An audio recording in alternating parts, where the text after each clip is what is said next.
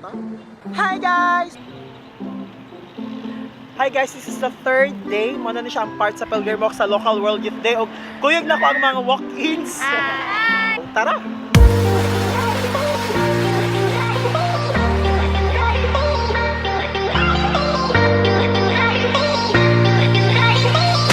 Ready na mi mga rampa. Actually, nag-una na mi og Pilgrim Walk. Oh my God, dami nila, my God. Mas maayo na mauna mi sa tail, ay sa head, ay sa tail. Kay? Awan na tsaka na, loading. Hinega internet. So FYI lang guys. Tanang mga delegates na nangadto. So, kami walk nang ni-follow ra. Back from the dead.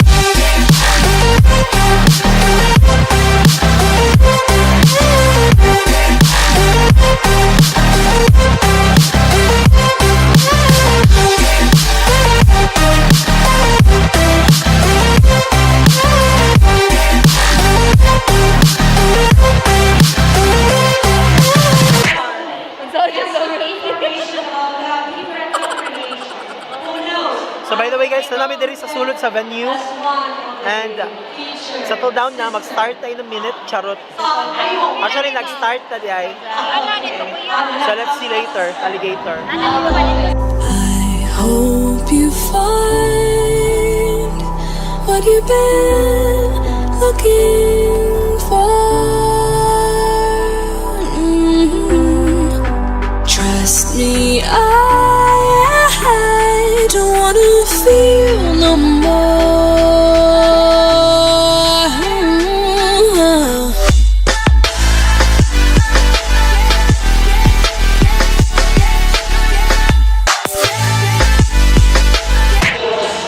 One of the highlights sa 31st Local World Youth Day kay ang pagsayaw sa official team song, which is Batang Ibat karon.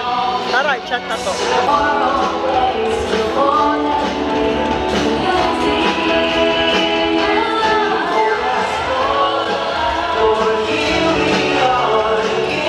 We are all His witnesses,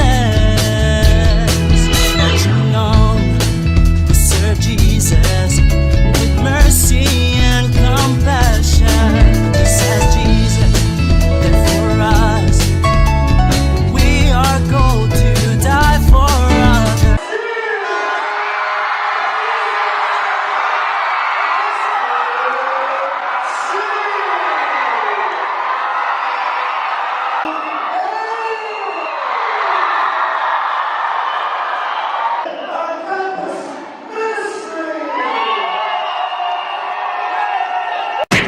One of the craziest moments sa Local World Youth Day, kaya ang magpapadlong ang mga batanyon. Woo! Party! Gandilig ito wala ang mga chance. But for anything else, falls in natutong food, okay? Gutom na. Woohoo!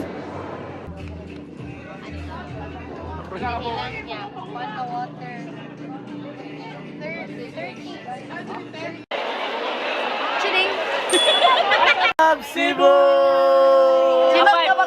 A three, let's go!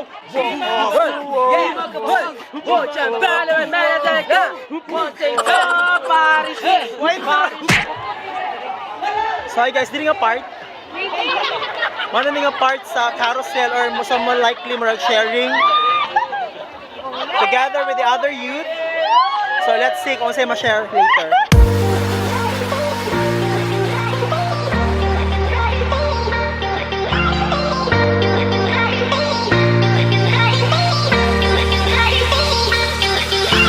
The inspiration of Local World Youth Day, the inspiration of this event came from an international event which is World Youth Day.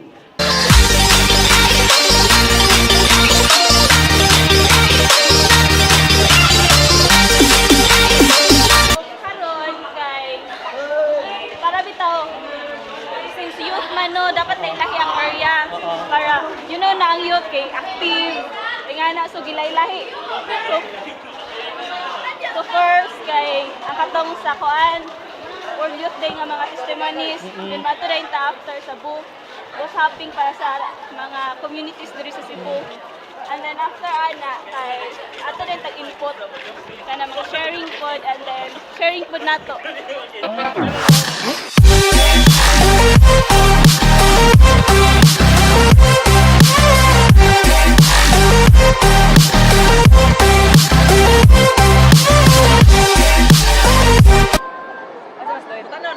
Video.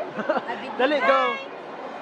Tsaka na. Exodus 35:30 to 32. Yan He has filled him with the Spirit of God, with wisdom, with understanding, with knowledge, and with all kinds of skills. Verse 4 to 5. Show me your ways, Lord. Show me your Teach ways. me your paths. Guide me in your truth and teach me, for you are God, my Savior. My hope is in you all day long. Bound with blessing, but he who makes haste to be rich will not be will not haste to be rich will not Sure ka dira. go. O, pinaman na kami lang So ang diya sa itong magtuo din, kita kinahanglan ta nga mamahimong takos sa mga saad ni Kristo. Ano? Sarap gid akong mastorya about ani exhibit karon. Very meaningful, niya, very helpful para namo po, especially para maka-decide ni, maka-discern kung sa gid ang vocation na ako mapili. Kung magninyo ba mi, musod ba mi pagkamadre or magpadayon lang mi nga mag-single. Hello guys, nata diri sa Vocation Jamboree exhibit area. Ug dili kompleto ang pag-visit sa Vocation Jamboree booth kung wala kay mga flyers. Dili manguha ta.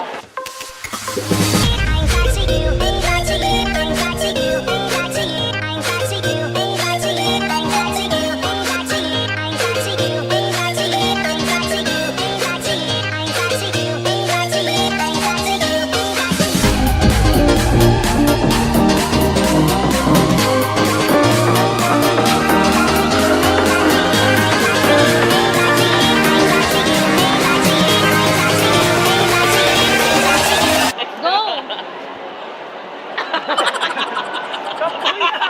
So di ba? Ang generous kasi ang tanan. Part na sa collection isip sa kabataan ko. Wala kayong aliw maagi sa Vocation Jamboree booth. So see you on the next carousel.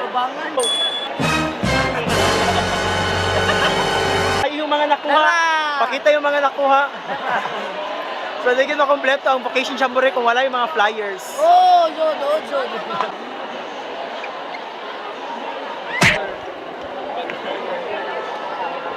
Interview?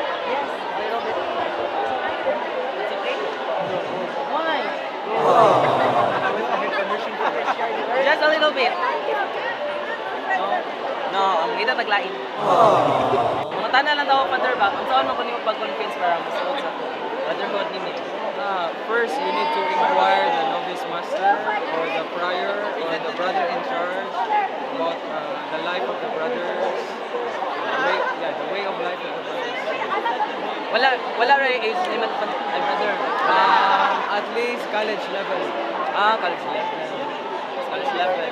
Unsa pa may ikasulti Father sa kanang mga batanon karon nga murag wala pa ikaalam ba unsa man kana. Kung gitawag man gani mo sa Ginoo, ayaw mo kahadlok kay dini usa ka imbitasyon sa Ginoo nga mabungahon ang inyong kinabuhi. Yes. Thank you Father. I graduate.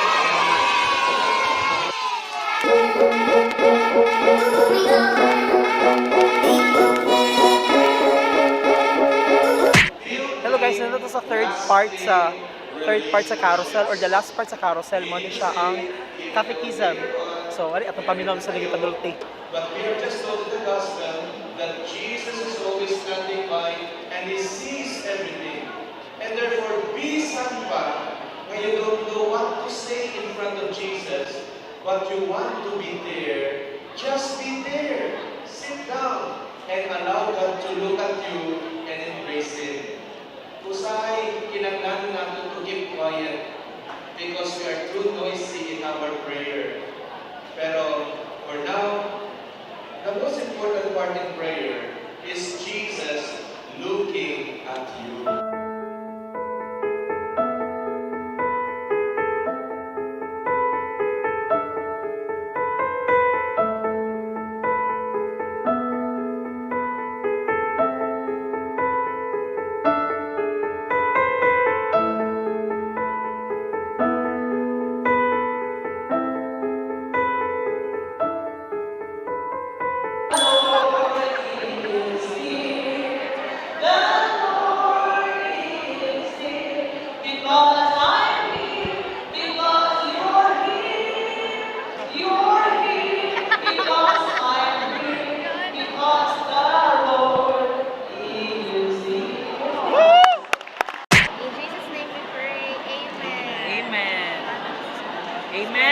Amen.